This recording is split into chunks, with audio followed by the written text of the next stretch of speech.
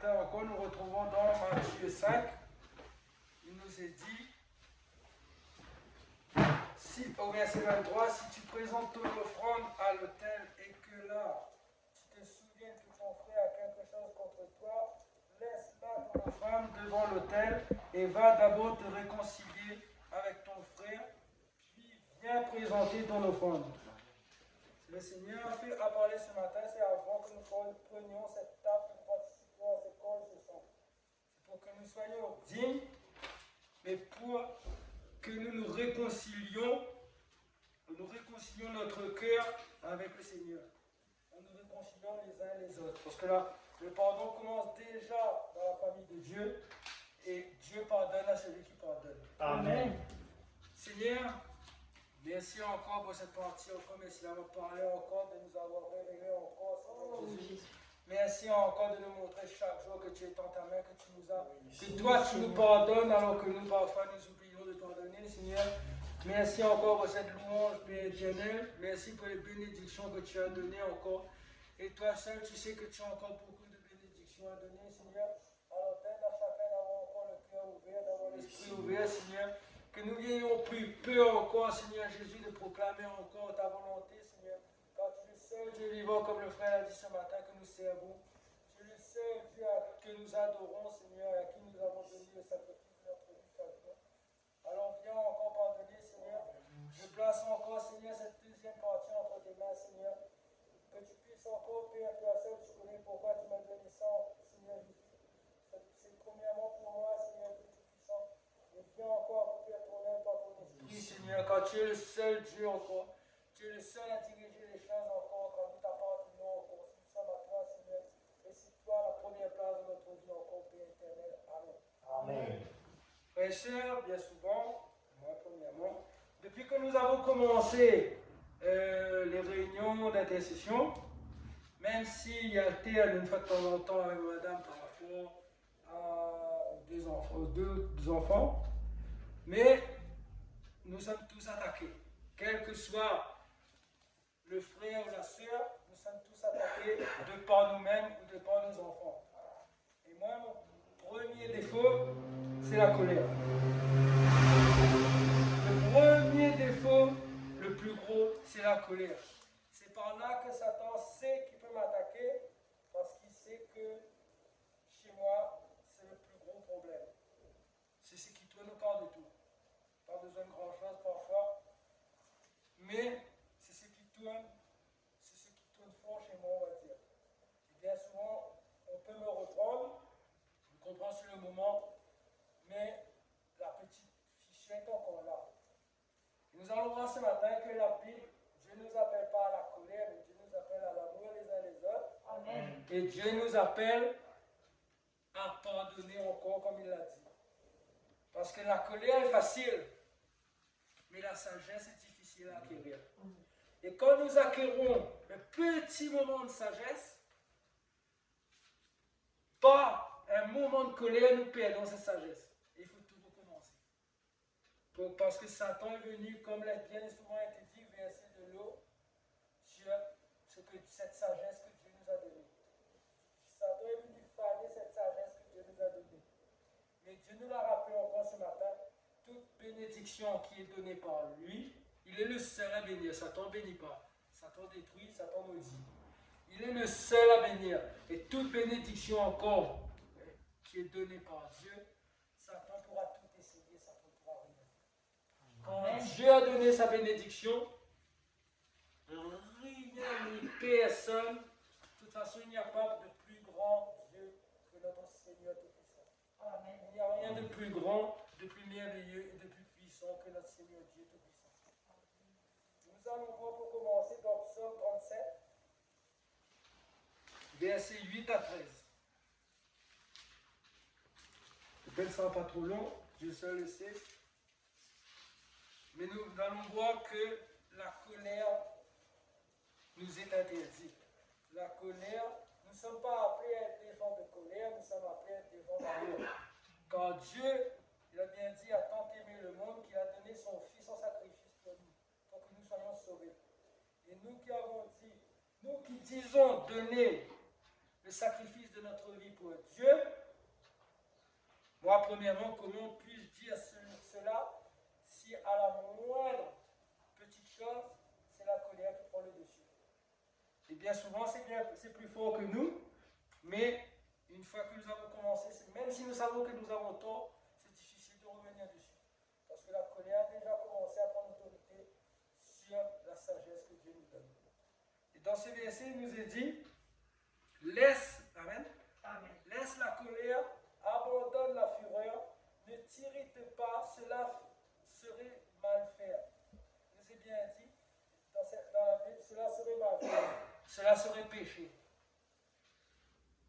Car ceux qui font le mal seront retranchés, et ceux qui espèrent en l'Éternel posséderont le pays. Si nous avons été mis à l'écart, c'est que nous espérons, nous avons placé notre confiance et notre espérance envers le Seigneur. Nous avons placé notre vie entre les mains de notre Seigneur. Nous avons choisi d'abandonner les choses de ce monde pour tout donner à notre Seigneur et qu'il puisse disposer de nous comme il le veut. Et il est bien dit, ceux qui espèrent en l'Éternel posséderont le pays. Le pays que nous allons posséder si nous tenons point ferme, c'est le royaume de Dieu. C'est l'ultime but que nous avons espéré en Dieu. Car c'est ce que lui il a fait par son Fils à la croix pour que nous soyons avec lui. Il nous est dit au verset 10, encore un peu de temps, plus de méchants, tu examines le lieu où ils étaient, plus personne. Les humbles posséderont le pays et feront leur délice d'une paix complète. Le méchant forme de mauvais desseins contre le juste, et il grince des dents contre lui. Le Seigneur se rit de lui, car il voit que son jour arrive. C'est parce que Satan sait que sa défaite arrive qu'il va essayer de nous faire tomber, qu'il va essayer de nous ramener dans les choses de ce monde, loin de notre Seigneur.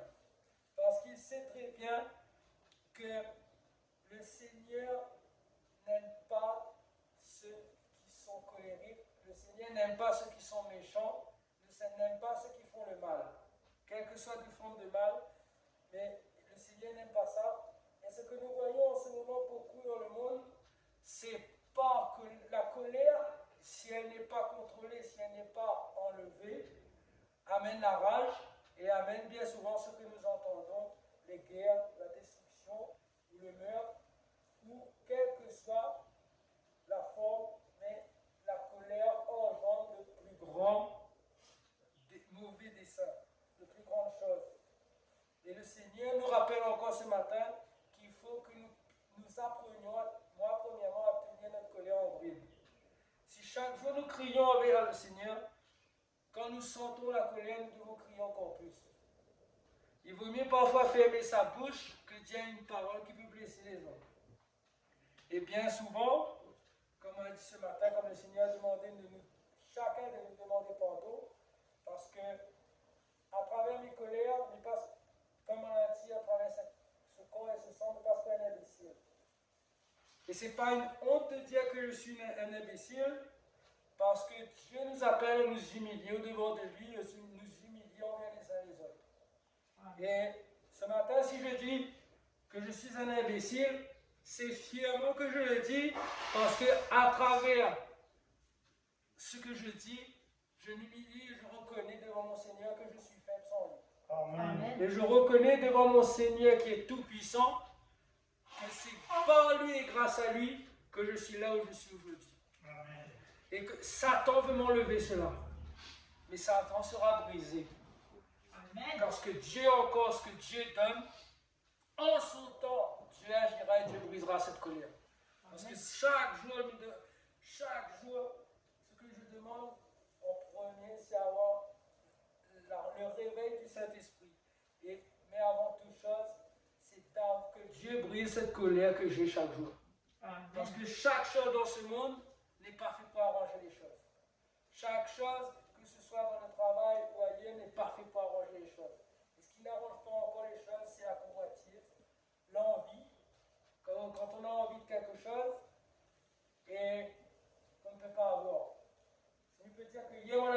colère et que je suis un imbécile, c'est que c'était juste pour une pied de lunettes. Vous pouvez rire, mon frère. Vous pouvez rire parce qu'il y a rire. Pourquoi? Parce que juste pour une paire de lunettes. Et si, comme madame avait dit, si nous demandons au Seigneur, lui peut d'avoir une boutique de lunettes. Amen. Mais elle préféré aller à la facilité et prendre la colère. Parce qu'il ne pouvait pas avoir tout de suite. Et bien souvent, nous oublions que chaque chose en son temps. Amen. Nous ne pouvons pas aller à la débauche. Nous ne pouvons pas aller. Dieu ne permettra pas que nous allons à l'encontre de sa volonté. Et si on avait brisé cette barrière, on aurait eu un jugement que est dit dans Matthieu 5, verset 22, on aurait eu un jugement plus sévère encore. Parce que nul ne peut aller à l'encontre de son maître. Et moi, personnellement, premièrement, qui dis être serviteur du Seigneur,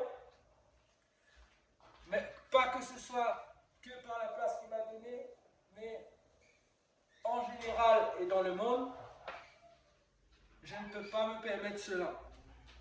Car les jours où les méchants seront retranchés arrivent bientôt.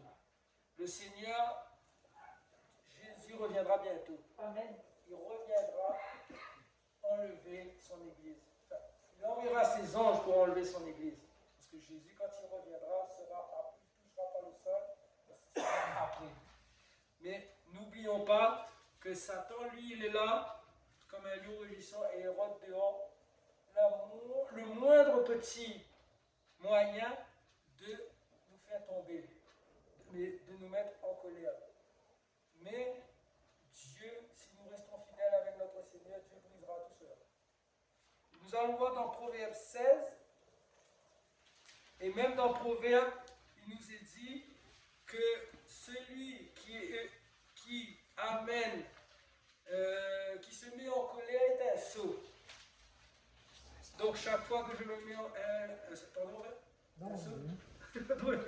Et celui qui amène la colère est un sot. Et c'est pour ça que je dis ce matin que je suis un imbécile. Parce que c'est la Bible même qui le dit.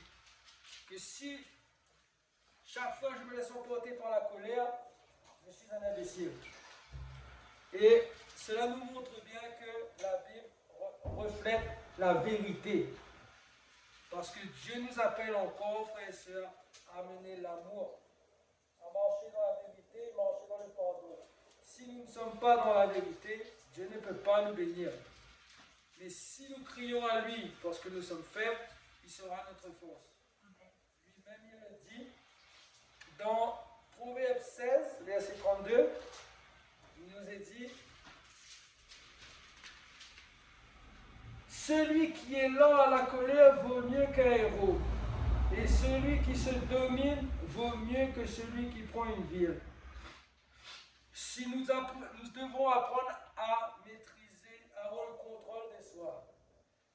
Et c'est par ce contrôle que Satan n'aura plus aucun total pouvoir sur notre vie. Pas notre vie, mais notre chair. C'est par ce contrôle nous devons apprendre à dominer. Et moi, premièrement, je dois apprendre à maîtriser ma colère. À ne plus me mettre en colère pour tout et n'importe quoi. Et je dirais même à ne plus me mettre en colère du tout. Parce que la colère n'est pas de Dieu. La colère vient de Satan. C'est Satan qui essaie de nous mettre en colère pour nous amener à la perdition, pour nous amener à nous perdre loin de notre Seigneur. Satan veut nous mettre en colère pour étouffer l'esprit que Dieu a mis en nous. Satan veut nous mettre en colère pour que nous n'entendions pas ce que Dieu a à nous dire. Voilà pourquoi Satan agit. Il ne veut pas que nous entendions ce que Dieu a à nous dire. Il ne veut pas que nous entendons le jour de l'enlèvement la trompette qui sonnera pour prévenir. Il ne veut pas cela parce qu'il veut que nous restons là, il veut que nous souffrons, et il veut que nous restons là, que nous soyons dans la perdition et que nous venons dans son royaume à lui pour être persécutés. Mais Satan ne peut plus rire de nous parce que Dieu veille sur chacun de nous. Dieu nous bénit, Dieu nous protège, et c'est Dieu dans la faiblesse qui est notre force. Amen. Parce que quand nous sommes faibles, Dieu l'a bien dit, quand nous sommes faibles, comme le dit cette louange, nous sommes forts. Amen. Et quand nous croyons être pauvres, nous sommes riches. Parce que la richesse n'est pas la richesse de l'argent, mais la richesse est la richesse qui vient de Dieu. La richesse spirituelle. Et Dieu le dit encore ce matin. Dieu m'a dit encore ce matin qu'il faudrait prendre en considération et commencer sérieusement à ne plus se mettre en colère pour rien, tout et n'importe quoi. Pour ne plus se mettre en colère pour du tout. Parce que la colère pour un enfant de Dieu nous est interdite pour nous. Il doit marcher dans l'amour. Dieu se met en colère. Il est le seul qui peut se mettre en colère. Mais nous n'avons rien. Nous qui sommes créés à l'image de Dieu, nous devons marcher dans l'amour, la paix, la joie et dans la vérité. Car Dieu nous aime, il nous a bien dit encore ce matin, il nous aime et chaque chose en son temps. Il agira pour chacun de nous en son temps. Mais persévérons. Et dans Proverbe 19, verset 11, premièrement, il nous est dit, et c'est bien souvent ce qui, je réalise qu'il me manque cela, par la colère, amen. L'homme qui a du discernement est lent à la colère, et il met son honneur à passer sur une offense. L'homme qui, il est bien dit, l'homme qui a du discernement, il réfléchit avant d'agir. Et bien souvent, il agit et après il réfléchit. Et comme je l'ai dit auparavant, quand il réfléchit, même si on sait qu'on a tort, par orgueil, on reste dans ce qu'on a commencé. Au lieu de fermer sa bouche et de demander pardon, on préfère rester dans ce qu'on est et arriver au point ultime. Mais il nous est bien dit, l'homme qui a du discernement est lent à la colère. Il met son honneur à passer sur une offense. L'homme qui est lent à la colère ne se laisse pas enfler par l'orgueil. Nous ne devons pas, et moi premièrement encore ce matin, nous ne devons pas chercher à avoir toujours raison. Quand la Bible nous dit que nous avons tort, nous devons reconnaître le tort. Mais quand nous avons raison, même si nous avons raison, nous devons reconnaître notre tort. Pourquoi? Pour ne pas amener les querelles. Les querelles et les disputes ne viennent pas de Dieu. Les querelles et les disputes ne viennent pas de l'esprit. C'est comme il nous est dit encore dans Matthieu, c'est un moyen de lutter contre l'esprit. C'est un moyen d'attrister l'esprit que Dieu a mis en nous. Il nous est bien dit aussi que Dieu aime l'esprit plus que tout qu'il a mis en nous. Donc, nous devons, moi premièrement, apprendre à maîtriser, à réfléchir avant d'agir. À ne plus laisser l'orgueil prendre le dessus, mais à accepter et prendre en considération les réprimandations et les rappels à l'ordre. Quand les rappels à l'ordre qui viennent d'un serviteur de Dieu viennent de Dieu. Quand Dieu nous reprend, nous devons accepter d'être repris. Nous ne devons pas chercher à lutter contre la personne qui nous reprend, mais nous devons accepter ce qui nous est dit et réfléchir, méditer sur ce qui nous a été dit. Parce que quand on nous reprend, c'est pour notre bien. Quand on nous reprend, c'est parce qu'on nous aime et parce que Dieu nous aime. Encore une fois, nous ne pouvons pas dire que nous servons Dieu et nous laisser aller aux choses qui ne sont pas bibliques. Si la colère n'est pas de Dieu, nous devons briser cela. Mais Dieu brisera en son temps. Au verset 18, toujours dans Proverbe 19, au verset 18 à 20, il nous est dit: corrige ton fils, car il a encore de l'espérance, mais ne désire pas le faire mourir. Parce qu'il a corrigé. Il a corrigé pour mettre dans le chemin de Dieu, et il a corrigé avec la colère et avec rage. Et c'est ce que nous devons éviter. Dieu nous corrige, nous, dans son amour. Dieu ne nous corrige pas par colère pour l'instant, mais si ceux qui persévèrent dans les choses de ce monde, dans les mauvaises choses, bientôt vont voir la colère de Dieu. Mais nous avons encore, comme Dieu nous a dit, nous devons racheter le temps. Et le temps de racheter va nous paraître long, mais il est court. Parce que Jésus peut enlever son Église à n'importe quel moment. La Bible ne nous dit pas, elle dit, Dieu seul sait à quel moment l'Église sera enlevée. Parce que Dieu reviendra comme un voleur. Et il est trop facile de savoir, si nous savons à quel moment encore Dieu va revenir, Dieu va enlever son Église, ben, une semaine avant, nous allons essayer de nous tenir prêts. Nous allons essayer de tout faire pour l'œuvre de Dieu, tout faire pour nous laisser, et même si nous sommes insultés, nous laisser écraser, nous allons faire. Mais c'est maintenant qu'il faut commencer cela. C'est maintenant qu'il faut proclamer la paix, proclamer la sagesse et proclamer l'amour de Dieu. Quand par la sagesse de Dieu, nous serons sauvés. Amen. Mais, croyez-moi, c'est très difficile. Parce que bien souvent, quand nous voyons encore que nous sommes persécutés et que nous pensons, et moi premièrement, que c'est le seul moyen de nous défendre, c'est de se mettre en colère, de ne pas nous laisser faire. Mais le seul moyen de nous défendre, c'est le Père, le Fils et le Saint-Esprit. C'est Christ, le sacrifice de Christ à la croix pour nos péchés. Voilà ce qu'est notre défense. Quand il nous a bien dit dans la vallée de l'ombre et de la mort, sa houlette et son bâton nous suffisent. Il est le seul, quand nous traversons les difficultés, qui peut agir pour nous. Amen. Il est le seul qui peut nous défendre. Et dans le psaume 91, il est dit, il est notre bouclier, notre forteresse. Il est le seul qui peut toutes choses pour nous. Quand nous traversons dans le désert, il est le seul qui peut nous donner à tenir bon et ferme. Par son esprit.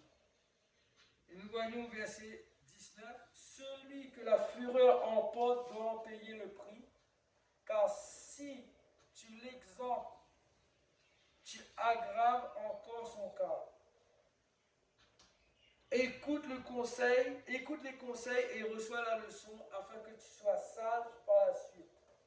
Je veux bien dire, quand quelqu'un nous reprend, c'est que nous devenions sages, que nous devenions dignes de Dieu. Parce que nous sommes appelés à être des exemples dans le monde. Mais si moi, premièrement, dans le monde, nous-mêmes, quand moi, chez moi, premièrement, on collait pour tout et n'importe quoi. Quel exemple de la parole de Dieu à cet instant-là je donne? Il donne une parole qui peut être une pierre d'achoppement. Il donne un exemple qui peut être une pierre d'achoppement pour un frère ou une soeur. Pourquoi? Parce que la parole ne nous appelle pas à la colère. La parole, Dieu nous appelle à l'amour. Et la parole nous dit que nous ne devons pas être une pierre d'achoppement. Nous devons être des lumières dans le monde, la lumière de Dieu. Nous devons être des exemples, de bons exemples, quand nous devons être de bons disciples. Et nous ne devons pas nous laisser surmonter par nos désirs personnels. Car bien souvent, c'est ce qui prend le dessus. Mais Dieu vient bientôt pour briser cela. Dieu vient bientôt pour prendre autorité sur la chose, par l'Esprit. Dans Éphésiens 4, versets 30 à 31.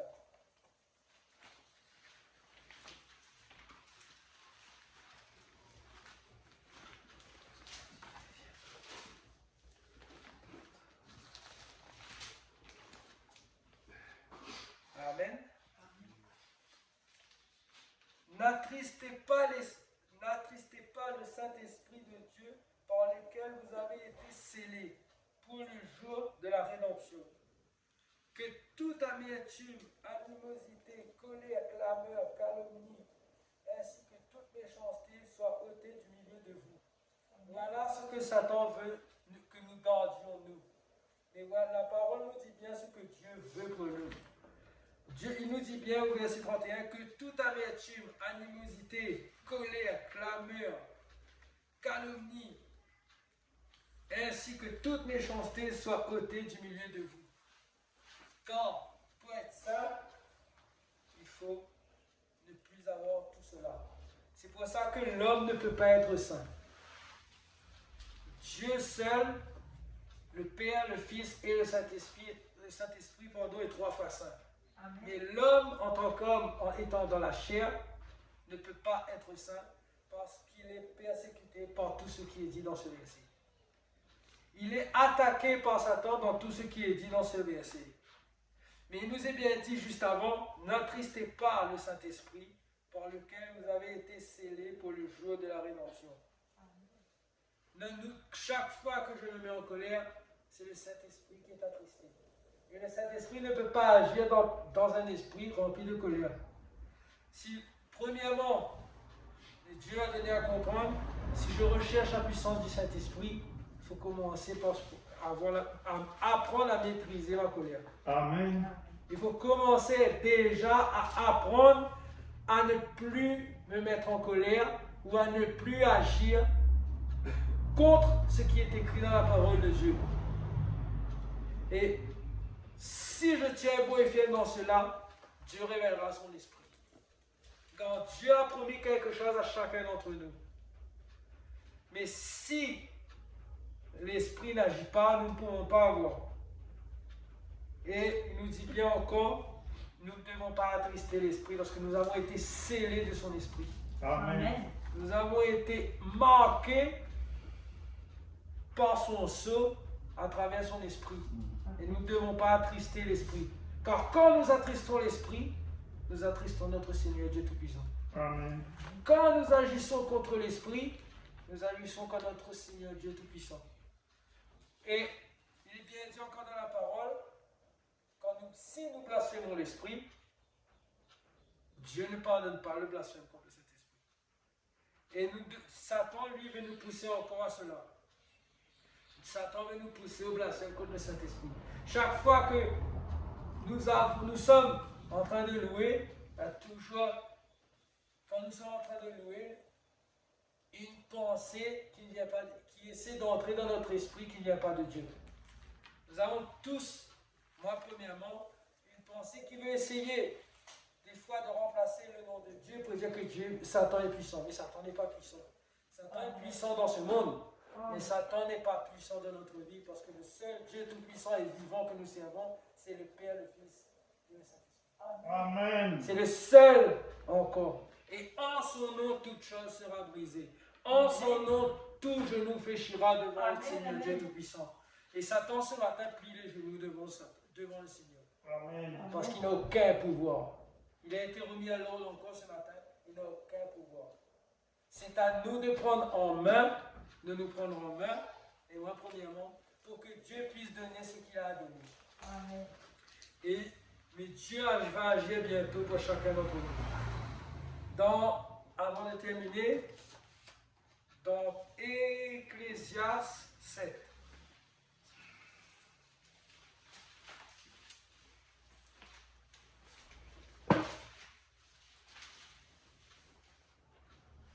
Verset 9. Amen. Il nous est dit,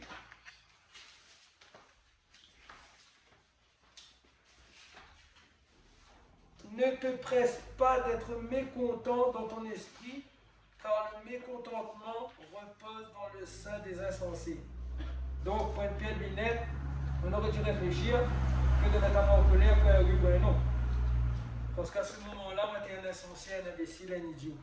Et je dirais même un sot, car la Bible redit encore, celui qui pratique la colère, qui pratique la méchanceté, est un sot, car la sagesse n'est pas avec lui. Il ne possède pas, un sot ne peut pas posséder la sagesse, car il est animé par de mauvais desseins. Et la sagesse est animée par l'esprit qui vient de Dieu.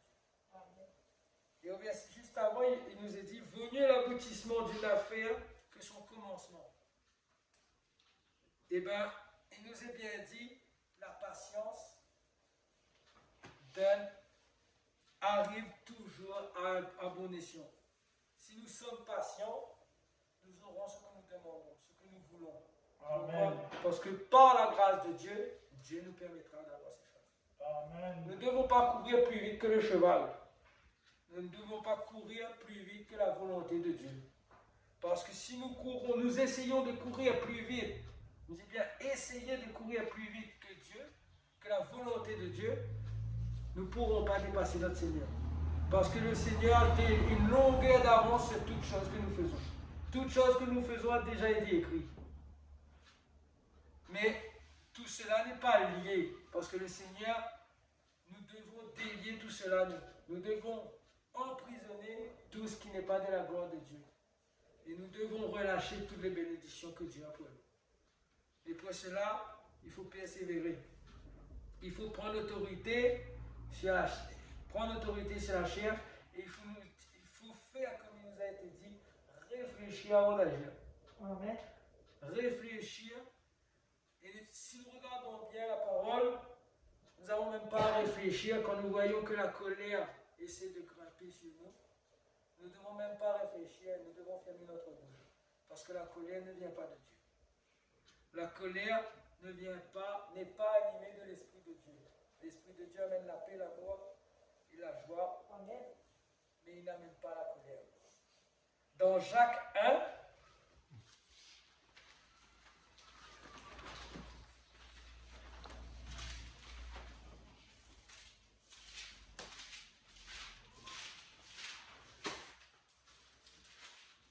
dans Jacques 1, verset 19 à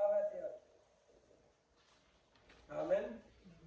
Il nous est dit, sachez-le, mes frères bien-aimés. Le Seigneur nous dit encore à travers sa parole, mes frères bien-aimés. Ainsi que tout soit prompt à écouter, lent à parler, lent à la colère. Car la colère de l'homme n'accomplit pas la justice de Dieu. Il nous est bien dit. La colère de l'homme n'accomplit pas la justice de Dieu. Comment être un bon exemple dans le monde d'être le serviteur de Dieu si j'amène la colère, je me laisse animer par la colère? Cela est impossible. Quand il nous est bien dit, la colère de l'homme n'accomplit pas la justice de Dieu. Au verset 21, il nous est dit, c'est pourquoi, rejetant toute souillure et tout excès de méchanceté, recevez avec douceur la parole qui a été plantée en vous et qui peut sauver vos âmes. Voilà le but de la parole de Dieu.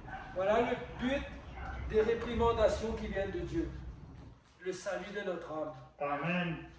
Et il nous est bien dit que nous devons rejeter toute souillure, tout excès de méchanceté, toute colère, toute amertume, comme il a été dit au verset deux versets d'avant, aux deux chapitres d'avant, pardon, que nous devons rejeter tout cela.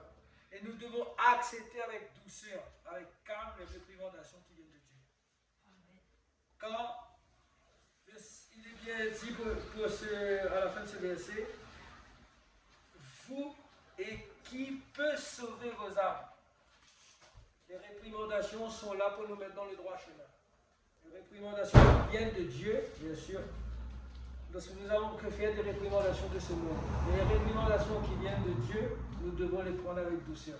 Nous devons les accepter, méditer dessus et nous corriger. Amen. Pour que notre âme soit sauvée. C'est le seul but que nous avons, nous. Sauver notre âme auprès de notre Seigneur. Parce qu'il y en a un derrière qui veut sauver notre âme, mais pour être persécuté avec lui dans la géhenne. Et Dieu ne veut pas cela. Encore une fois, il nous parle. Et tant que nous ne comprendrons pas cela, Dieu ne pourra pas envoyer ses anges pour enlever son Église. Parce que Dieu veut que nous soyons tous sauvés. Amen. C'est pour ça que la promesse tarde à venir. Mais Dieu nous dit bien, si la promesse tarde à venir, attends-la. Amen. Et c'est pour ça que Dieu ne peut pas revenir. Parce que Dieu ne peut, encore une fois, dans l'Apocalypse, il dit, Dieu ne vient pas pour enlever une église tiède ou une église froide. Il veut une église bouillante. Amen. Et tant que l'église sera persécutée tant que nous laisserons nos propres désirs prendre le dessus parfois, je dis bien parfois, si nous ne luttons pas contre la chair, comment allons-nous pouvoir lutter contre Satan? Parce que Satan sait très bien que la chair est faible et il sait très bien que par la chair, il ne peut pas atteindre notre esprit parce que notre esprit est protégé par Dieu, par son Saint-Esprit. Mais il peut nous atteindre par la chair. Il peut nous affaiblir par la chair, par les douleurs. Il peut nous affaiblir dans le moral. Il peut nous affaiblir par notre chair qui est pécheresse. Mais Dieu, encore une fois, nous a dit, il est là et il veille au bras. Amen. Il est là et il veille à nous remettre sur le droit chemin. Mais pour cela, nous devons accepter ces réprimandations. Nous devons laisser le Seigneur entrer et agir. Si le Seigneur me dit encore ce matin que la colère n'est pas bonne, il va travailler et demander au Seigneur d'agir pour briser cela. Amen. Et c'est pour ça que je redis que depuis que nous avons commencé les intercessions, nous sommes persécutés plus que jamais. Parce que Satan ne veut pas que nous puissions avoir ce que Dieu a à nous donner. Il ne veut pas que nous soyons délivrés. Il ne veut pas que, si nous demandons au Seigneur de nous briser dans la colère, il ne veut pas que nous soyons brisés dans la colère. Il veut tout faire pour essayer de nous garder sous son emprise. Mais Dieu a dit encore ce matin, il a été brisé, il a pris sa défaite à travers le corps et le sang de Christ. Amen. Et il a pris la défaite encore ce matin parce que nous avons fait la volonté de Dieu en Christ. Amen. Nous avons tous demandé pardon les uns les autres. Quelle que soit la faute, nous n'avons pas besoin de savoir ce qui a été fait. Nous avons juste à obéir à notre Maître Tout-Puissant. Nous avons tous demandé pardon, nous nous sommes tous humiliés devant notre Seigneur. Et le Seigneur va agir dans la vie de chacun. Amen. Car il l'a promis encore ce matin. Et pour terminer, dans Daniel 3.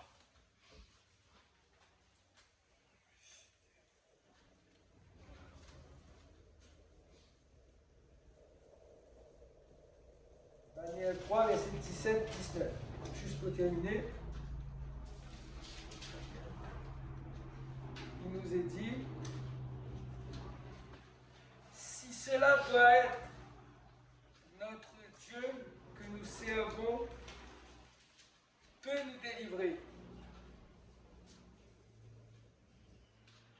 Il nous délivrera de la fournaise ardente et de ta main, ô roi. Sinon sache, ô roi, que nous ne servirons pas de Dieu et que nous n'adorerons pas la statue d'or que tu as dressée. Alors Nebuchadnezzar fut rempli de fureur et l'aspect de son visage changea devant Shadrach, Meshach et Abednego.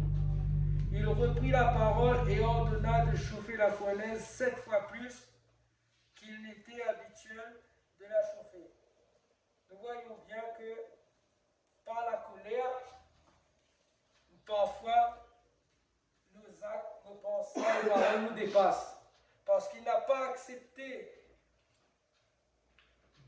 ils n'ont pas accepté de s'agenouiller devant les idoles. Il a pris la colère, il a laissé cette colère se transformer en rage et il a ordonné que leur sentence soit encore plus douloureuse que ce qui devait être à la base. Mais Dieu ne permet pas cela. Dieu agit, Dieu veille, encore une fois, et Dieu bénit ses enfants. Amen. Car nous sommes les enfants de Dieu, nous sommes ses bien-aimés, nous sommes ses amis, ses frères, les mots que la Bible nous dit, mais Dieu veille chez ses enfants. Et n'oublions pas que même si ça peut arriver, parce que la chair, des fois, il suffit que nous soyons un peu fatigués pour que nous ayons un petit moment d'agacement, de colère. Mais n'oublions pas que ce qui prime, c'est de demander pardon. De ne pas attendre. Si nous voyons que nous avons tort, nous ne devons pas laisser se transformer en rage, nous ne devons pas envenimer les choses. Nous devons demander pardon. Amen. Nous devons nous humilier pour notre Seigneur, nous devons demander pardon. Et Dieu, nous allons voir que Dieu agit et que Dieu va bénir. Amen. Et nous allons par cela détruire les œuvres de Satan encore dans nos vies. Premièrement, on va détruire encore son emprise par la colère en laissant le Seigneur agir. Amen. Et pour ça encore, je me dis merci Seigneur, qu'il puisse encore me pardonner. Et merci Seigneur, et que sa volonté s'accomplisse. Amen. Car ce que Dieu a me donné, veut plus passer à côté. Il veut prendre et Dieu le seul maître de ma vie. Merci, Seigneur. Donc, gloire à Dieu, que Dieu nous bénisse. Amen. Seigneur, merci encore pour cette parole, Seigneur, qui était pour moi, premièrement, encore, Père éternel. Que tu puisses encore venir briser encore ces moments de colère, Seigneur. Que tu puisses encore me reprendre encore s'il y a à me reprendre, Seigneur. Que tu puisses agir dans ma vie, Père éternel. Et que tu puisses encore bénir chacun de mes frères ici présents. Ceux qui sont dans le monde encore, qui te servent, qui s'agenouillent devant de toi, Seigneur. Que tu puisses bénir chacun de nos frères et sœurs encore qui te servent, qui te louent. Car ils sont là encore écrits à toi, Seigneur, et ils accomplissent encore ta volonté. Ils veulent voir ta gloire, Seigneur. Ils veulent voir comme nous encore les cieux s'ouvrir encore, Seigneur. Oui, Ils Seigneur. veulent voir ta gloire descendre encore comme il a été chanté ce matin, Seigneur. Oui, Seigneur. Car sans toi encore nous ne sommes rien, Seigneur. Si nous sommes debout, si nous avons chaque jour le souffle, c'est par ta grâce encore, Seigneur. Amen. Car comme tu le dis bien souvent, notre frère, ta grâce nous suffit. Oui, Nous Seigneur. n'avons pas regardé au devant, nous n'avons pas regardé derrière ou sur le côté, nous avons juste à regarder au pied de ta croix. Nous avons regardé au sacrifice que tu as fait à la croix pour nous, Seigneur. À cette victoire que tu nous donnes encore chaque jour, Seigneur. Chaque fois que nous prenons ton corps et ton sang, Seigneur. Alors que tu nous donnes encore à garder cela gravé encore aux profondeurs de notre cœur, Père éternel. Que tu puisses encore travailler nos cœurs et mon cœur premièrement, Seigneur, pour la gloire de ton Saint-Nom. Car moi je n'ai rien à donner, mais toi tu as tout à donner, Seigneur. Amen. Moi je n'ai rien à espérer à part être auprès de toi Oui, quand tu auras Seigneur. décidé, Seigneur. Alors viens, Seigneur, accomplir ton œuvre. Viens bénir chacun de mes frères ici présents, Seigneur. Quand le chemin du retour aussi, Seigneur. Bénis chacun. Apporte-leur encore la guérison s'ils en ont besoin, Père éternel. Que tu puisses agir encore en ton nom, Père Tout-Puissant. Que tu puisses briser dès à présent les œuvres de Satan quand nous allons sortir de là en ton nom, Père. Que nous puissions prier encore à ton nom. Que nous puissions, poser les genoux à terre pour la gloire de ton nom, Seigneur. Car tu es le seul maître de toutes choses, le seul maître de la création encore, Seigneur. Et nous sommes des créatures, nous sommes fiers de l'être encore, Père éternel. Merci pour tout, Seigneur. Que ta gloire encore nous inonde. Que ta paix encore soit au-devant de nous chaque jour et ta protection soit sur nous, Seigneur. Gloire et louange en ton nom, Père. Amen. Amen. Si